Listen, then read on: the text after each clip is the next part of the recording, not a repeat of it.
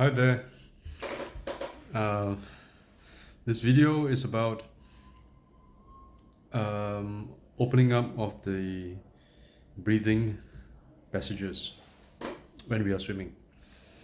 Sometimes, when I go out to swim, it could be a day when I have some nasal congestion and, you try to get free flow of air from one nostril. There's not much, it's blocked, congested with phlegm, so on.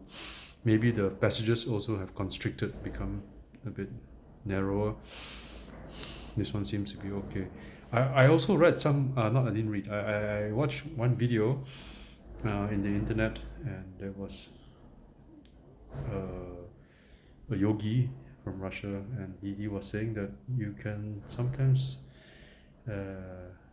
know which nostril is fully relaxed and allowing free flow of air by exhaling near a pane of glass, a window, glass window, and where you see more condensation of water, of moisture, that's the nostril that is more open, more that is unobstructed, allowing free flow of air.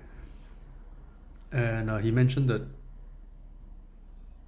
at certain times of the day, the left nostril is, more relaxed and able to have free flow of air, free passage of air. And sometimes it's the right nostril, and it goes on like this. And he also mentioned that if the left nostril is not blocked, then on the left side, then you are spiritually at your strongest. And if the right nostril is not blocked and fully allowing free flow of air, you're at your your strongest physically. So I yeah, so I found this very interesting. So it was very interesting because I didn't know what was left and right, Ida, Pingala, that kind of thing. I had no idea. Yeah, but now I have some idea. So anyway, I like to share my own experiences when we go swimming, and after some swimming, sometimes we go underwater, we blow out through our nose, just to it's a habit. So a lot of people, after they swim, they like to go underwater, blow up bubbles, then come up again, take in a breath of air, go down again, blow, and all that. I do that too. It was only much later then I realized how good this is. This practice.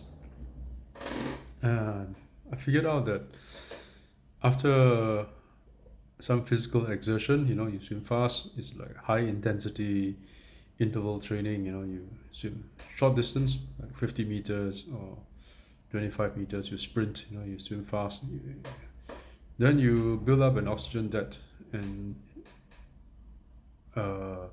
at the end of the swim, you reach the wall, and then you need to get back the oxygen. So a very good way to get back oxygen into your blood is to take in a breath of air, a deep one if possible, and but a quick one, and then supercharge yourself.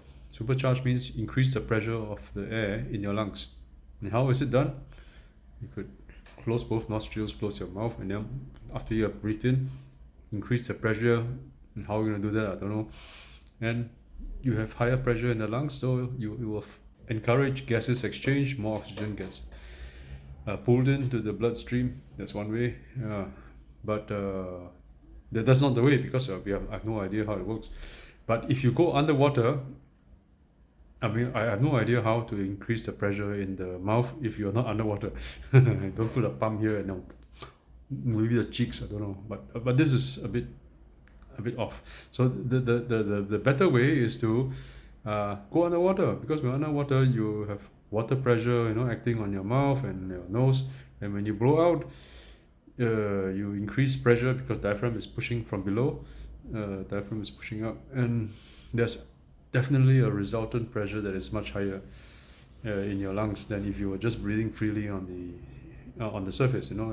Breathing in air while you're when your face is above the water. So now you're underwater and there's water pressure. You're breathing against the water pressure. You force the air pressure in your lungs to increase, and that is good because if you have air in there and then you're breathing out, you are supercharging yourself. So oxygen gets pumped into your blood. So you recover faster during high intensity interval training. That's one thing. So then I did all this, and I began to be more mindful of, hey, sometimes this nostril is blocked, sometimes that nostril is blocked. And I also observed what clears these blockages, so that both nostrils are able to yield free flowing air, or to allow the passage of allow the free flow of air without obstruction, without constriction or narrowing of the breathing passages. So I found out there are two ways. So the first way was, if I did HIIT training and I sprinted 50 meters and I was really running out of oxygen at the end, and anaerobic, your body automatically forces yourself, because you are now screaming for oxygen. So your body forces itself somehow to go into an explosive breathing pattern. So when you reach the wall at the end of your sprint, you go, you're able to explosively blow out the air, like bellows, and it's done easily. And then the passages dilate, they become bigger, and then they allow that to happen. So that's one way. And another way, which I found out later on, was more gentle. You don't have to really sprint that fast.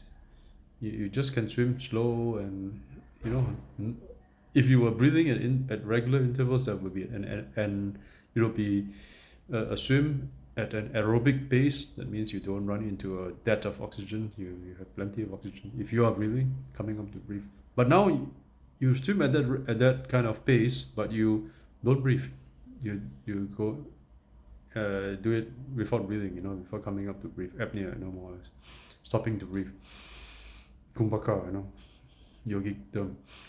Again, word of caution, people who haven't consulted their family physician or doctors should not try to hold their breath underwater for a prolonged period of time, or even try breath holding underwater, because you can black out, and there can be other problems. We don't know unless you check with your doctor. So be safe and try not to take unnecessary risks. So consult the family physician first, get the approval. Okay, putting that aside, what I do is I swim, say 25 meters without breathing, and I do it gently, slowly, breaststroke kick, no hands, not even pulling. So I just let my head sit on the water and I just kick. Yeah, so at the end of that swim, I will be short of oxygen, right? So what happens when you're short of oxygen and you haven't been breathing? You are not going to end up with explosive breathing like when you were sprinting, because you were doing gentle swimming. So you won't have that kind of stimulus that will trigger a physical reaction, of where you would automatically dilate your nostrils, and then you would be able to go into explosive breathing, like a racehorse, you're snorting out the air. Yeah, you can't do that if you're swimming slowly. So what will happen when you're swimming slowly and you don't breathe for an interval of time? It's like this. The nitrous oxide actually, or nitric oxide actually gets secreted. I think I read somewhere, I think internet, I did some research.